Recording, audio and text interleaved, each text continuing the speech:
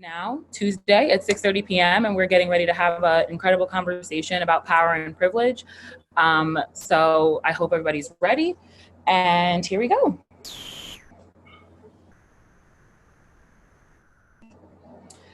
So, who are we? My name is Eva Loren Jean Charles. Most people just call me Eva. I am the founder of Black on Black Education. I recently graduated from the City University of New York, where I studied the sociology of educational inequity and social justice in underserved communities.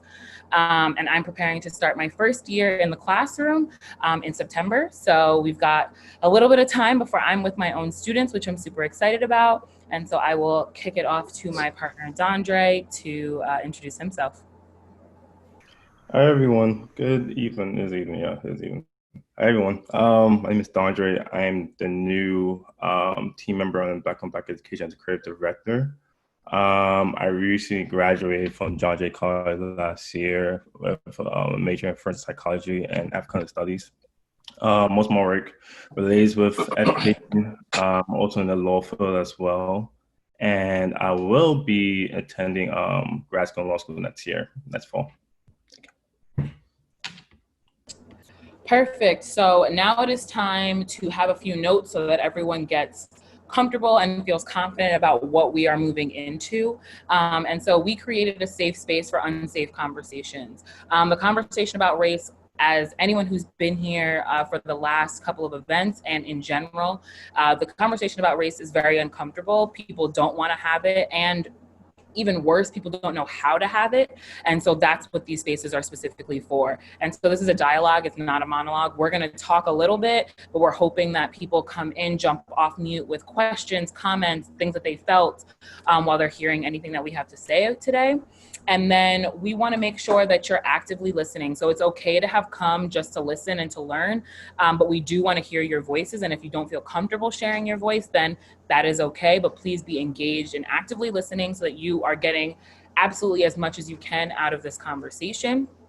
And then we wanted to let you know that there will be breakout groups throughout the sessions where you guys will have the opportunity to meet and talk to other folks who are also on this call, who also came here to learn more and to be better and to get better. You guys will be able to have more in-depth conversations with each other throughout the time today.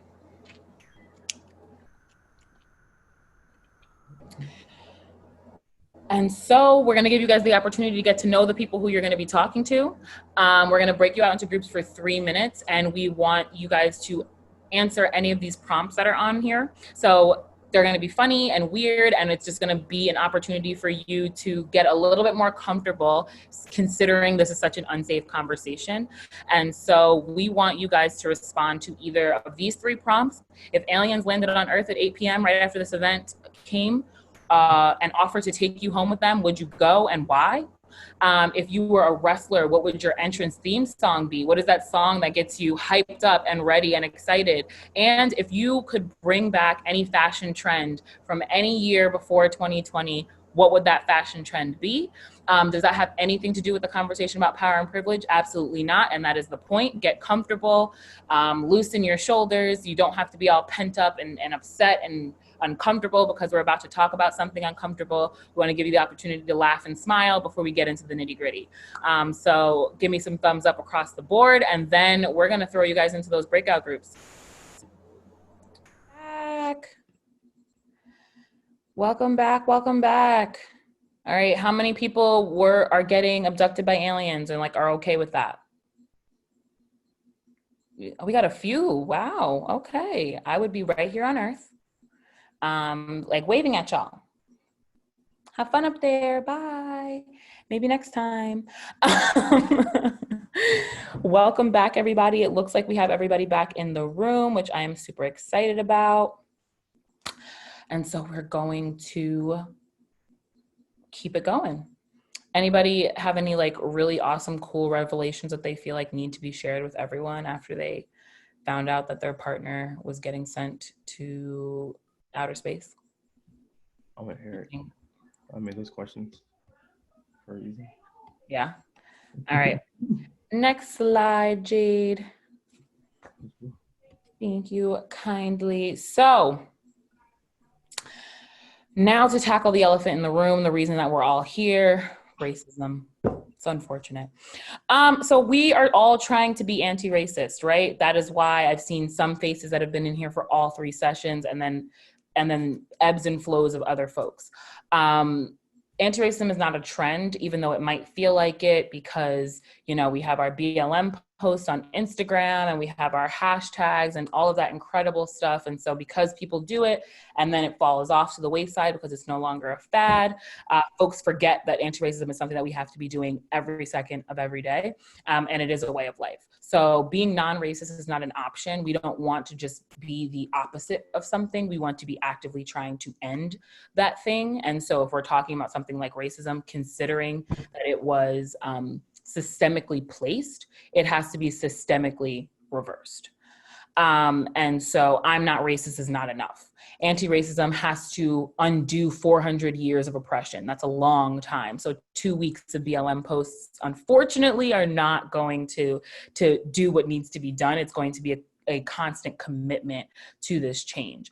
And so a system that has been working to put Black people at a disadvantage for 400 plus years will not go away in 2 weeks. And that is the reason that we're holding these forums, and that's the reason that we're all in this space together. And so let's come to a community understanding of what anti-racism is so that we can move forward in a conversation where we're all defining this thing in the same way. An anti-racist is a person who works actively opposing racism by advocating for change in political, economic, and social life. So I think each of those pieces are so important because the education that we receive, unfortunately, it is inherently political. Who gets to decide what we learn? Who gets to decide how we learn, the way that students learn? It's a political act, right? So we have to make sure that we are thinking about who are the powers that be, what are their motives and initiatives, and then how do we confront those within the frameworks in which we currently reside. I can't just decide that like everything is going to change in terms of curriculum for every single student in the United States because I don't have that power. So in the system that currently exists, how do we make the changes that we want to see in the world? And then now we're going to move into the distinct parts of what we're talking about today. So a part of oppression that is often overlooked is this thing of power, right? We all have it. We have it to some capacity. Some of us have more, some of us have less. But power is the ability to decide who will have access to resources, the capacity to direct or influence the behavior of others and oneself, and a series and a course of events. So power is not something that's definitive. If I have power because I am in control of this Zoom, I can kick out whoever I want to kick out. I can mute whoever I want to kick out. I have power in this current scenario. But then if like me and my dad are arguing and he's starting to get on my nerves, the power dynamic shifts because he's both my parent. He's also older than me. He's also a man. So these are all these different identity markers where he has power over me. But then I'm the founder of Black on Black Education and he's the co-founder. So like I have power over him in that regard. Privilege checklist. I'm going to give you a minute to look through that. And then as you look through that, it can bring up things for you that you might not have thought of as a privilege. Having books in your house as a child is a privilege. They're all things that they're not inherent. You don't just grow up with them, right? So a privilege is unearned access to resources only readily available to some people as a result of their advantaged social group membership. So if you live in a middle-class neighborhood, you are inherently going to have more privilege as it pertains to the education that you receive. If you live in a and then the other part, right? So the lower middle-class neighborhood, you're going to have less privilege because of the education that you might receive because the property taxes are lower in that community. So we have to start thinking about these different ways in which we exist in the world. And when you think and reflect in those ways that you exist in the world, then it becomes a little bit easier to understand how other people don't have those same advantages. Study, being heterosexual, absolutely. These are all really fantastic. Being told that I can and should speak up, access to childcare. These are all such incredible like insights. So I'm glad that we all kind of have had that retrospective thinking of, okay, I know that I own these privileges, but now we're going to start talking about what we can do with them, right? Because privilege is not a negative word. It's not a bad word. Having privilege doesn't make you a bad person. But having privilege that you don't use in support of changing the way that our societies the way that our societies currently work, that that's when we find an issue, right? We have to start using our privileges to make the world a better place for those who are not where we're at in terms of privilege.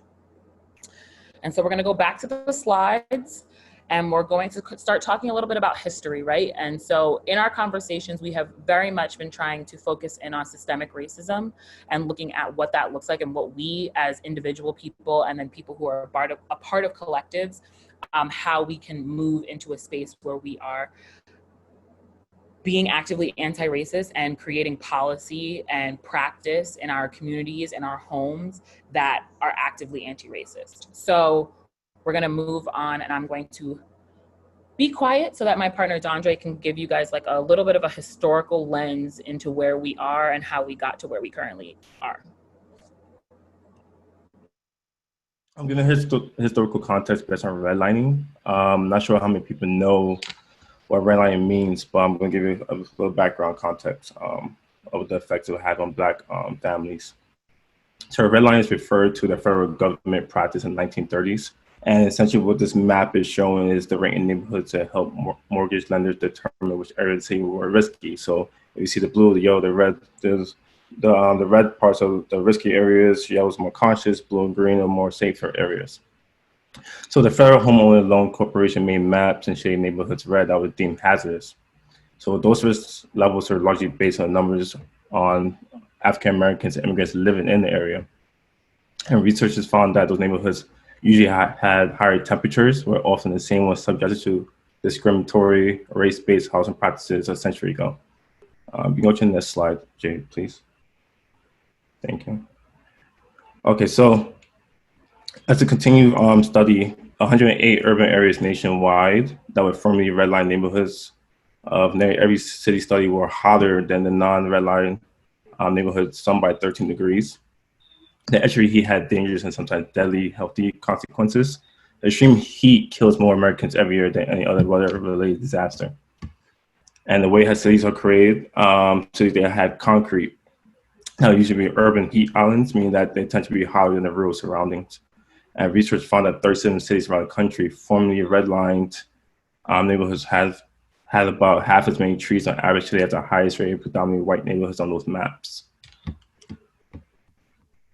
Thank you. Okay, now we talk about the GI Bill promise that was denied to the Black World War II vets that came back home after World War II. So essentially, lawmakers became drafting the GI Bill in 1944. And some Democrats feared that Black vets would use them as public sympathy for vets to advocate against Jim Crow laws. And to ensure that it largely benefited white people, they did every tactic they could find in order to ensure that the New Deal helped as few Black people as possible.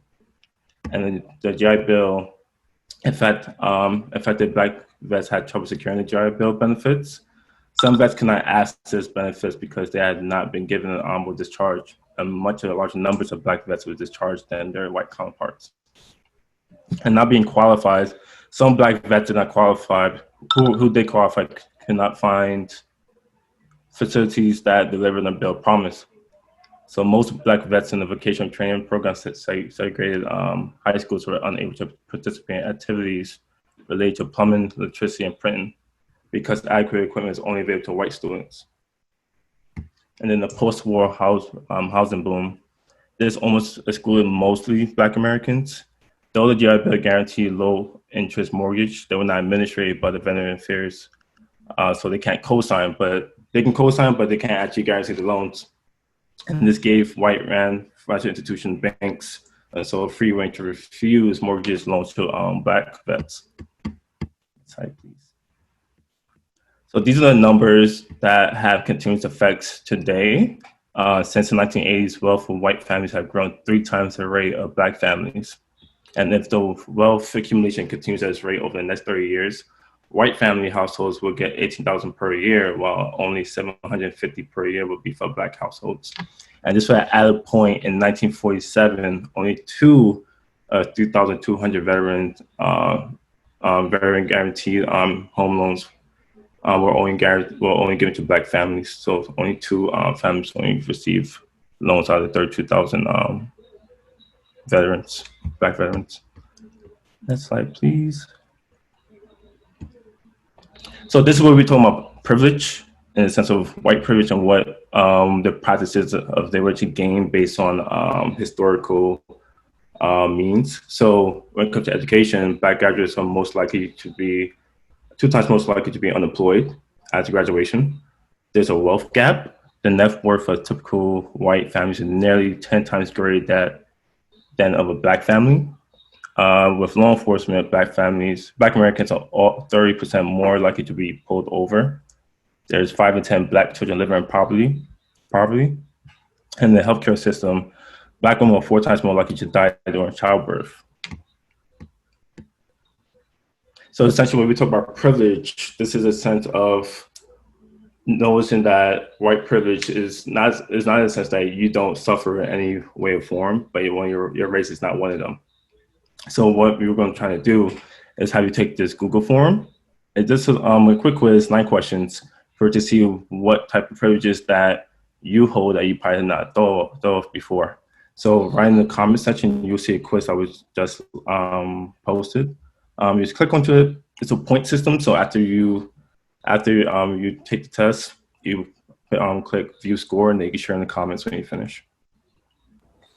Absolutely, and there's no right or wrong. There's no good or bad. The score is the score. It is where you're at. It is how it works. And so take the next 3 minutes or so to do that. And I will set a timer, and I will let everybody have the quiet that they need to take that quiz. All right, we're going to come back together. Hope everybody had the opportunity to finish that up. If you need to finish it in the next 2 to 3 seconds, cool. We are getting ready to go into breakouts, right? So anyone who's been here before has had this opportunity. Anyone who is new, I'm super excited that you have had the opportunity to do that quiz, because it's going to help frame the rest of the conversation. And so we're moving on. It'll pop up on the slide in a second, but we're moving on to our first breakout room, where we're going to have a conversation about power and privilege. Hello, welcome back. So we want to give you guys the opportunity to share out to the full group some of the things that you guys talked about. We purposefully, if you were in the last couple of events, we purposely made the breakout group time smaller, because we wanted to give people the opportunity to hear what other people are saying in their groups. Because, I mean, I want to know what happened in my dad's group or in Jade's group or whomever else. Like, I want to know what happened. So just kind of giving the opportunity for each of the different breakout groups to have one person speak out to the whole group about what they talked about and things that were top of mind for them as they discussed the prompt. So come off of mute and share whatever you want to share.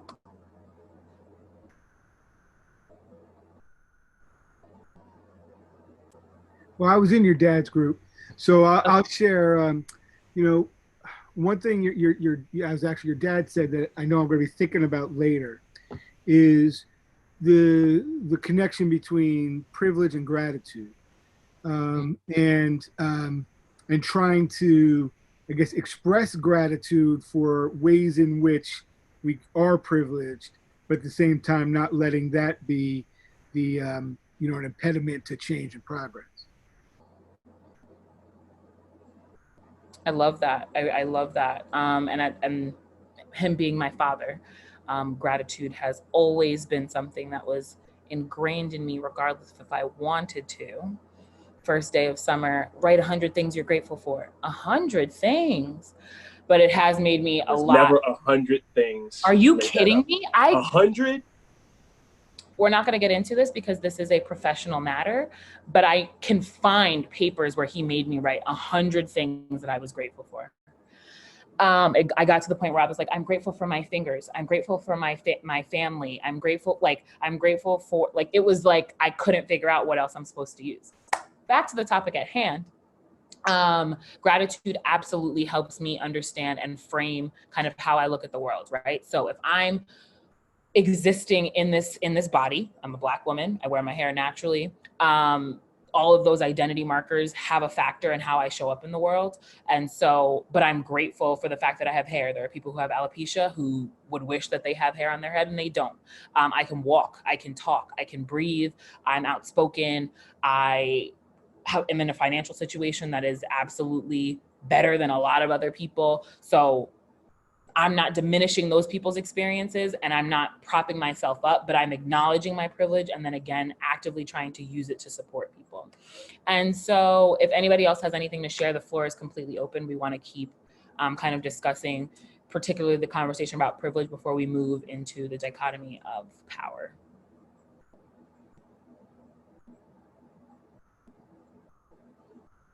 I'm sure other fun things were said in other groups. I'm not leaving you guys off the hook. I want to hear what's going on. I can go. We kind of discussed a little bit the way that certain privileges can overlap, and like specifically the example that I've seen a lot lately with talking about like Black men and white women and how you have both a privilege and then also a means of being oppressed or marginalized, and how that can bring up issues where a lot of times people talk about how Black men are also a part of the oppression against other Black women. And then when it comes to like feminism, there are women who advocate for women, but then only certain types of women or women of certain race. So how like you can have certain privileges and means of being oppressed or marginalized at the same time, and like the way that they kind of interact with each other. Absolutely, absolutely. And that's kind of going into Kimberly Crenshaw's belief system around intersectionality and how we all walk around with a multitude of identities, and they all intersect and they all show up in different ways. When I identify myself, I usually always say Black first. I'm a Black woman. There are some people who would say that opposite. So things are very different in terms of how we use our identity, how we show up with our identities, but then it also just all comes to how much do you reflect, how much do you talk about what you're grateful for, how much do you look at all of these systemic and theoretical, like just giant theories and ideas, and how do you break them down to really think about how it manifests in your own life, and then what you can do to actively counteract that. And so with that, we're going to segue into our next conversation, where we're going to talk about a time where we felt powerless.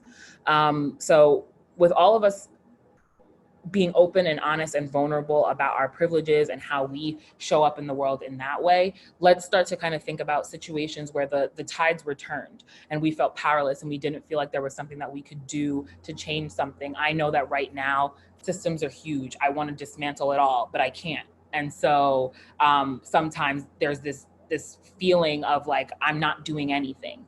And so that's where I start to feel powerless. So kind of using that as a framework for you to think about a moment in time where you felt powerless, where you felt like you couldn't do anything, you couldn't make the change that you want to see in the world. And then we're going to try to think about how you could have conducted yourself differently, what resources you needed, what would have made that scenario be one where you feel more comfortable.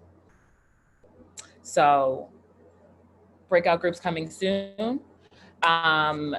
You guys have another 10 minutes and then we're gonna come back. And this time, I'm gonna ask you to talk in full group. So please be ready with some of the beautiful things that people are saying to kind of come back so that everybody can hear what's going on in our small groups. So click on that blue button and I will see you guys back in a little while. Welcome back. Oh, we're starting to come in. The flood is coming. Everyone's starting to come back.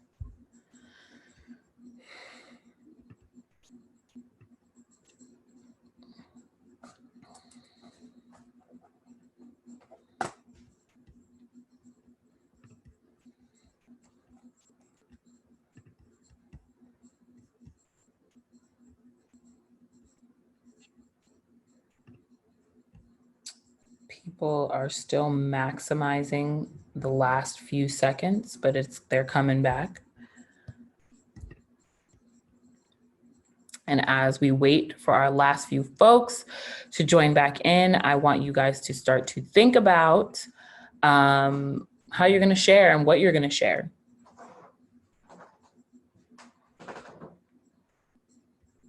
So please come off of mute and share kind of what you guys talked about in the big group, anything that came top of mind for you.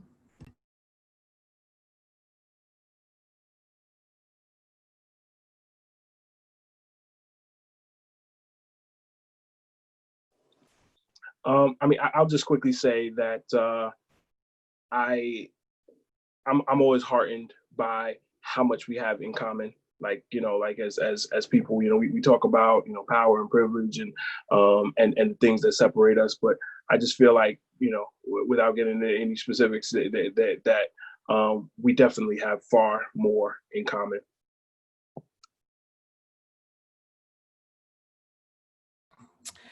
Well, while the rest of you think, I can share a little bit about the breakout group that I was in, where we talked about a bunch of things, but we talked from the framework of education and activism. On the education piece, we talked about the idea that when we have set expectations for a child or for a person, or if you're an administrator for your teachers, they're going to rise to the expectations that are set for them when there are systems in place for them to do that. And so we talked about, like, for me, it's really, I feel powerless in the moments where I, as an activist, really want to make change, systemic change, and long lasting change. Sometimes you start to feel powerless because you're putting in effort and you're working and you're trying and you're talking to people, and it feels like every time there's just another wall, and then you got to go through that wall, and there's another wall, and then, oh, as soon as you get through this wall, wait, it's a double wall. And so it's all of these different barriers to making the changes that we want to see in the world. And it's about that resilience and how we continue to step up and take the next wall down brick by brick, but really not allowing ourselves to fall to the ideology that making the change, it's a butterfly effect. And so, Stephanie, I really loved what you had to say as it pertained to, for me, it's like I'm helping one individual, like even if it's one person, like that's enough. And Stephanie was like, yeah, but when you help one person, that person helps someone else. And then it's a domino effect of what continually happens. And so if you're like we said in our group, if you're a nursing student, you should still be able to feel like you can make change where you work, in your school. We have to arm ourselves with this idea that we might only be able to change one person. We might only have one person that's going to actually listen to us, but that one person might then. And so I want to give the opportunity again for anybody who didn't get the chance, any other group that didn't get the chance to share full group, to share before we go into our last breakout group.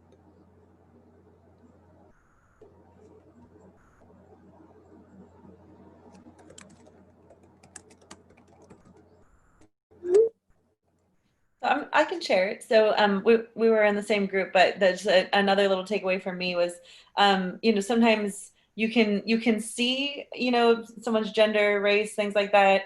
You know, race maybe not so much because that's such an interesting spectrum, but you can see for some people which ways they might have experienced powerlessness. But it's always a good reminder, you know, to know that you can't just look at someone and understand the ways they might have experienced that powerlessness, that there's so many complicated layers to people's identities, and sometimes you make an assumption like, oh, you know, you white male, you know, cisgendered, able-bodied, you probably haven't experienced much, but there's still something there. So that, you know, a person has experienced. But that's a good reminder for me. Absolutely. Anybody else have anything to share? We talked in our group. Oh, okay, girl. Oh. I said we talked in our group a little bit, just kind of like the loss of a family member can make you feel extremely powerless, but especially when there's like not a lot that you can do for that family member if there's medical complications, and that's especially medical situations itself is just very hard to find a way to feel good about it. So we were talking about like kind of switching your power from not having or understanding that you can't have the power to help them or make them better, but you can have the power to make things easier and like just at least be there for them and everything. So it's kind of as hard as it is to switch your mindset and like try and not focus on that like negative like powerless feeling, but just being like, all right, well, like if I don't have power in this situation to at least like make this person better, at least I can be there for them and help them throughout the process. I love that. I love that. And it's so applicable to so many different things. How many times have we shifted power and allowed a child to explain how they feel about something, and then they say something incredibly profound, and you're like, oh, so all we needed to do was ask the 3-year-old, right? Like, in the midst of all of this happening, my cousin, we asked her, oh, what do you think about the protests and like what's going on, and what should we do? And she goes, well, we should just be nice to each other no matter what our skin color is, so that we just love each other. And I go, seems really, really simple, right? Like it's not that hard. It's just the work to get there is hard, because socialization and all of these other things that we're trying to actively combat right now. And so I think it's a great segue into our next conversation. We talked about the privileges that we had and how we wielded them. We talked about the power that we have the power that has been absent in certain situations. And now we're going to talk about, as a person who is striving to be an anti-racist, as people who decided to spend their Tuesday night with us, we thank you, and spending time really making sure that we're arming ourselves with the knowledge and the resources to support these efforts. And so as a person striving to become an anti-racist, what can you do right now to make a system level change? So if you are a student at a school, what can you do in collaboration with other people to make that change? And so we're going to send you a link where throughout your conversation with your group, you can go in and add what you are saying that you're going to do, right? What is it that you are going to do moving forward in whatever position that you're in? And it doesn't have to be a big thing. It's, I'm going to send an email to my boss about an event that I went to, and maybe I think that they should go. That's low level. But then if you are up here and you're saying, I'm going to have a family dinner where we all talk about or where I have these conversations with them, well, that's incredible too. Or I'm going to go to my school administration and tell them that this is X, Y, and Z that I want to change or I want to happen. So how do you want to show up in those spaces and in those conversations? And for this one, we're going to make it a little bit longer. So we want you to get nice and cozy and comfortable with your group, because you're going to have 15 minutes to really delve in and discuss what it is that you want to do to make systems level change where you can, whether it is you as an individual, whether it's you as a family person, it's you in your job. What is it that you want to do to make a change? And then we're going to come back and we're really, really going to go in and talk about those things as it comes up on that. So the link is there, and breakout groups coming right now. So I logged myself out, but I'm back. Perks of using Zoom. And so I just want you guys to take a second as I reorient myself to look at all the beautiful things that you guys said that you're going to do. And we can kind of take the time to go through them, but I definitely want to open up the floor for anyone who wants to talk about what you talked about in the other group, because I think this is the biggest one that we wanted to spend the most time on, right? I think that signing petitions is amazing and incredible, and please do not stop doing that. Donating money to organizations is incredible, and like, please do not stop doing that. But then some, right? Anti-racism is always looking at that. What's next? What can I do? How do I change? What are we changing? It's always asking yourself those questions. And so let's talk full group about what it is that we decided that we're going to be doing after we leave this space, and then how are we going to get there, and like figuring out how this community that you guys are in right now can support you in getting there. So I'm going to give you the time to think about it, and I want somebody to come off of mute, and then I want someone else to come off of mute, and we're going to pick 3 or 4 people to come off, one from each group preferably, but if there's more than one, absolutely do that, to talk about what it is that you guys want to be a part of changing in the coming months and years.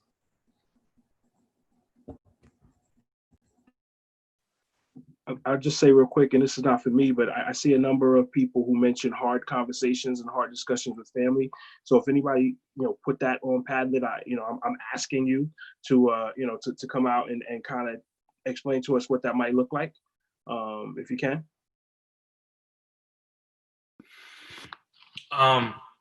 I'll try to answer that from my perspective. Kind of, and two other people in my group, kind of this is what they do mostly too.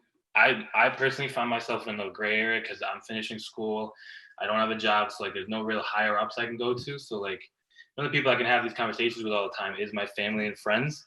And it's kind of like actions that I did that I've learned from that I know are not okay anymore.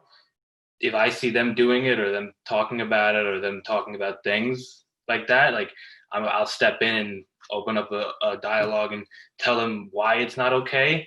And maybe they won't see it right away, but it's just continuing that conversation and trying to break it down, like Eva was saying before the breakout group, to keep breaking down that wall and keep breaking down that wall. Thank you. Thank you for sharing. Anybody else? I think going off of what JJ just said, just being comfortable with like not settling for where you are, like knowing that there's always like some part of being like an anti-racist that you can improve on, that you don't have just because you've read a certain number of books or, oh, I've attended a couple of these Zoom meetings or some whatever that may be. I think that you should always be comfortable in saying like, that doesn't mean that I've done enough as whatever you like consider yourself to be, like whatever role you consider yourself to have. Like specifically for me, like as an ally and as like a white person, I have to know that just because I have come to this meeting and just because I might have read a couple books on like how to be an anti-racist, that doesn't mean that I can like check that box off and say that that's where I am. To just be comfortable with knowing that there's always ways to improve and more to learn and more discussions to have. Great. Somebody said organizing a solidarity march, and I think you got a bunch of people on here that'll march with you. Can you come on and tell us about organizing this solidarity march? Sure, that was me. So I live in the Bay Area. We did this about a month ago. I am a teacher and a mom, and I really wanted to do something that showed my students and my children that I cared for them in, you know, ways outside of the classroom. And so we put together a little solidarity march in Berkeley. We did it over an overpass, and which is great because it involved people coming home on their commute, and it was family friendly and really inclusive and pretty amazing. We had about 400 people show up, and we were just expecting it to be some neighbors and community members, and it reached out over cities. It was pretty amazing. So we're hoping to do it again. No, it sounds like it. And I just love hearing, you know, this little thing that you, not little thing, but you started with just, you know, something where you wanted to express a thing, and then you get 400 people involved, and, you know, it speaks to those dominoes that, you know, Eva was talking about earlier. Like, imagine how many dominoes got knocked down as a result of what you did. Yeah, and it was pretty cool because it was my parents. They participated, and it was their first time in like a protest or some political activist sort of a way, and it was pretty neat to see them out there and really engaged. And yeah, so that was fun because it reached out to other people. So thank you so much. Somebody mentioned creating a playlist of things to watch and read to discuss with family who are just now interested in knowing more about racism. So, you know, how about while we're here, we talk about what might be on that playlist? Who said it? So that was me. Okay. And I guess I've always been seen as the family member who's kind of like preachy, because I do call people out when they say things that, you know, are problematic. And, you know, I'm a U.S. history teacher, so I'm always kind of trying to work that into conversations with family. And I think I've definitely been kind of like, you know, oh, Stephanie's on that again, you know, for a while. So now, but we've really spent some time together in quarantine, my family and I, my parents and my grandparents. You know, I've kind of, and with everything that's happening in the world, they're expressing more interest. So I know that I can't take them from 0 to 100. So it's just, my playlist is, you know, Just Mercy, then the 13th, When They See Us, you know, things that I want to have those conversations with them, and that are a little easier to access than having to like pick up a book. But now I've got my mom reading White Fragility, and following a couple people on Instagram. And, you know, it's just those things. And I know what their comfort level is. And so it's just introducing something a little bit more. I refer to it as just my radicalization plan. And so it's just like a little bit more radical each time. You know, I have a little list in mind for how we're going to get there. But the conversations that are coming are really interesting. I love that. I absolutely love that. You saw my excitement as you're saying it. I think the only thing that I would add to that is giving people a trigger warning, a trauma warning, because when they see us, it's one of the most traumatizing things I've ever seen. And so I want people to kind of know what they're going into when they click on that on Netflix. So I think that is what I just want to offer. That's a down the road one. You know, that one's absolutely it's not happening yet. Absolutely. I mean, but that's definitely even Just Mercy and the 13th were really, you know, I looked over and I saw every member of my family crying at some point, you know, so even that was hard. So yeah, you know. Absolutely. No, I love that. But and that was the other thing I wanted to add, when sharing resources with family members who might not be in the same place that you're at, just giving them those warnings of like, these are the things that are going to pop up for you in these moments, and lean into that discomfort, lean into that emotional experience, like lean into what this makes you feel, why it makes you feel that, and then what you need to do. Like those are, when I'm reading or gaining new knowledge as it pertains to this specific conversation of continually trying to be an anti-racist, because I think it's a long-term process of someone that you continually choose to be rather than just a thing that you can tack on to your resume. I continually ask myself, how did this make me feel? Why did it make me feel this way? What did I learn? And then lastly, what do I have to do now, right? So I watched When They See Us. What do I have to do now? Okay, put together a blog post where men of color and women of color who have been,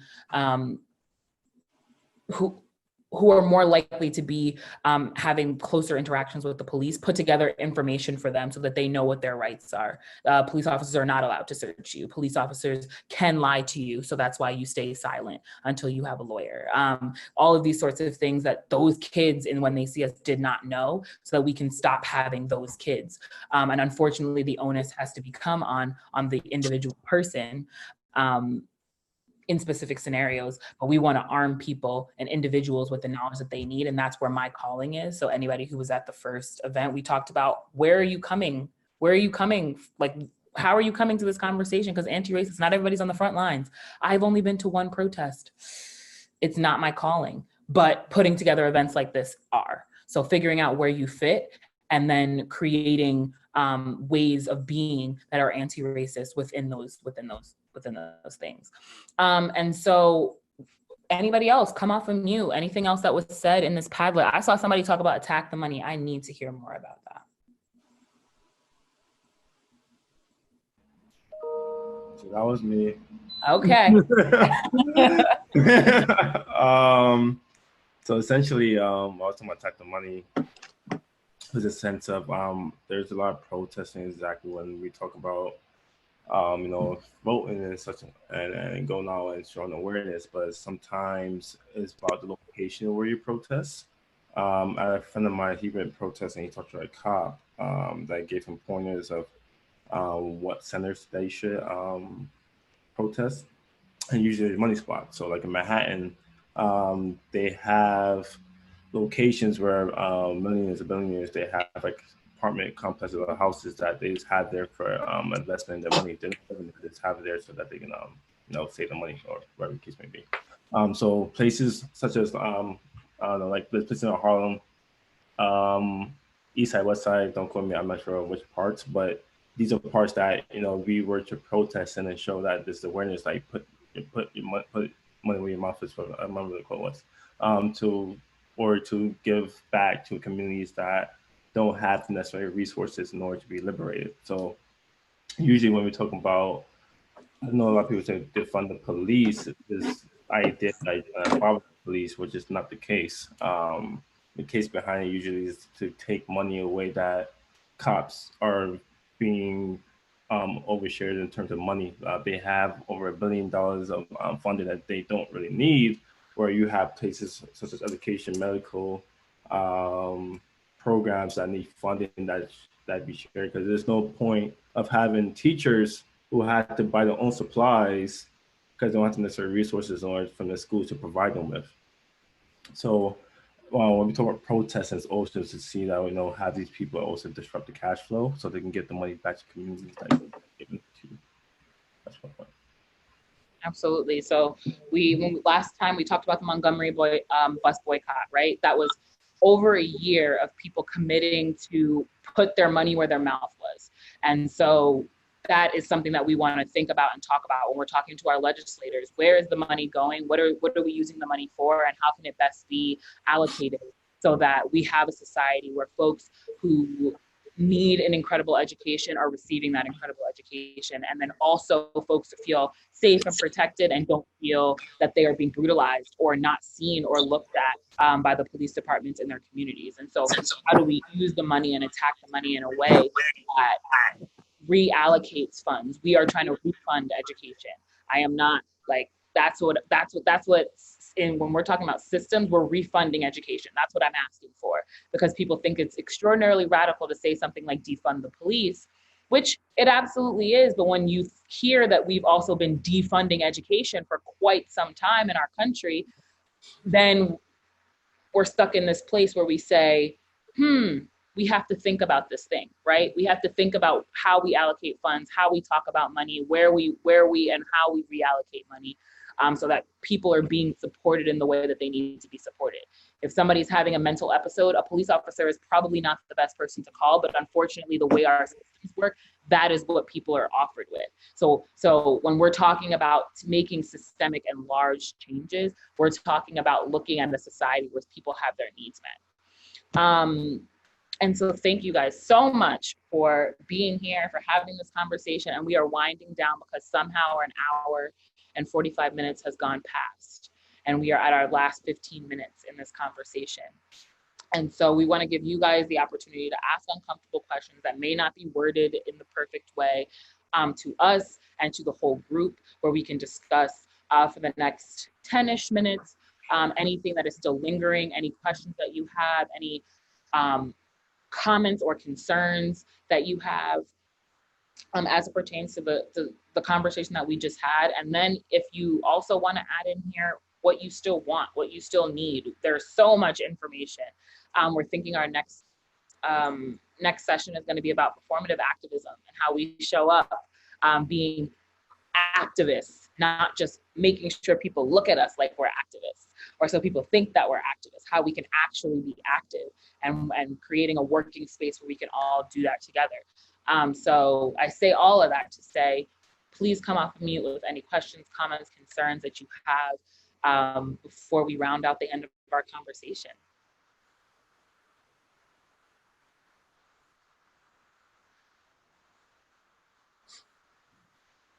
I don't have a question. I'm just going to make a comment, and then I'm being summoned back to Daddington Island.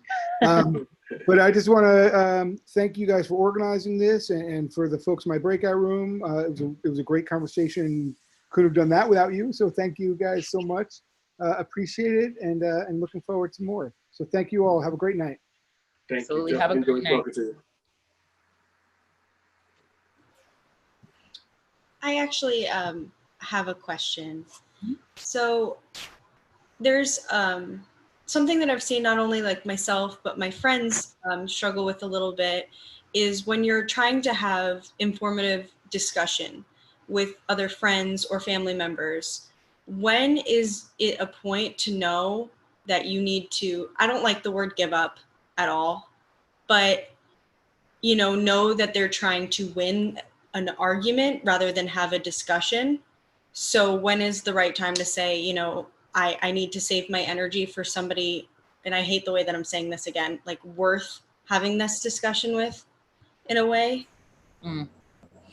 Oh, wow. So I think we talked about this in the last breakout group that I was in.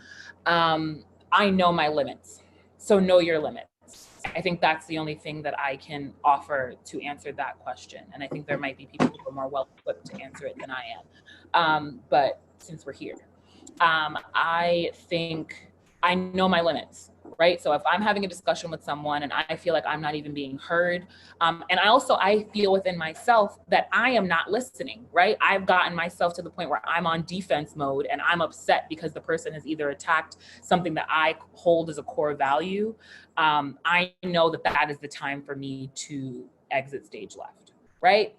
And so then I tell them, hi, my name is Eva Jean Charles, and you can email Jamal Thomas at blackonblackeducation.com for more conversations about this, because he is a resource that is much more patient and calm than I am.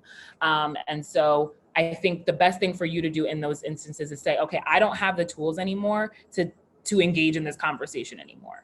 But I can offer you these sorts of things. So if this is somebody who you care about, you might not want to ixnay the friendship, but you might say, here's a link to blackonblackeducation.com. Here is some resources that you can choose to work with if you decide that it's important to you.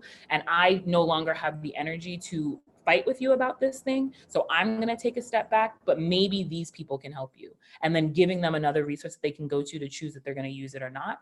But at the end of the day, we cannot change people. And so once we get to the point where you know that the energy that you're giving is not being reciprocated, and the energy that you're giving is not being used to better that person or to better the conversation, then it's time for you to kind of take a step back. And what I'll add is the first thing that mine is more of a question, and that would be, how did you get to the place in the first place? Like, because sometimes we get into headbutt conversation, partly because we directed the conversation in that way, because we pointed our finger in somebody's face and we told them that they were wrong, and we it just started off all wrong. So the way some of these conversations start, and I probably said this on here before, and whether it's family, friends, whatever, like, it's just start the conversation by allowing, start it friendly, so that things go up, so that once they start to come down, when you start to disagree, you don't go below that fire in your belly, where now you guys are just, screaming at each other. So elevate the conversation in the beginning can help to avoid getting to those places that you discussed. Thank you so much. Absolutely. So we have time for one more question, comment, before we round up our conversation. We say goodbye and we say goodnight.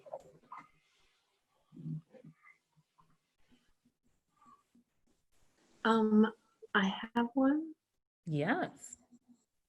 So I don't want to take necessarily full credit for it, because in our breakout group, when we were talking about powerlessness,